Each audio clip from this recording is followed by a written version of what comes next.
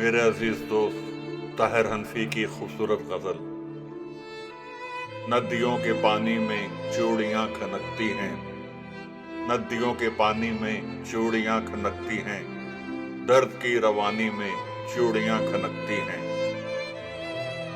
याद जब वो आती है सांस बजने लगते हैं, याद जब वो आती है सांस बजने लगते हैं।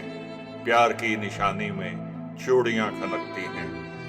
एक धनक उतरती है उसके साथ आंगन में, एक धनक उतरती है उसके साथ आंगन में, रंगे आसमानी में चूड़ियां खनकती हैं।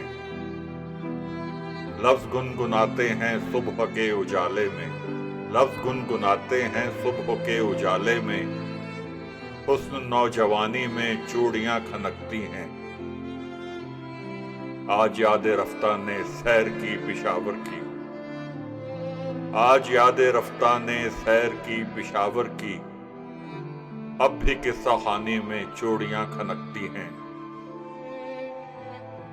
जब अलाव रोशन हो लोग बैठ जाते हैं, जब अलाव रोशन हो लोग बैठ जाते हैं, रात भर कहानी में चूड़ियां खनकती हैं।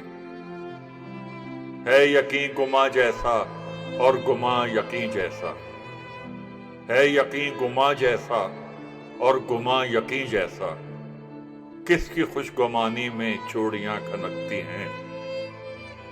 इंतजार करता है आज भी तेरा ताहिर, इंतजार करता है आज भी तेरा ताहिर, अब भी रुत सुहानी में चूड़ियां खनकती हैं।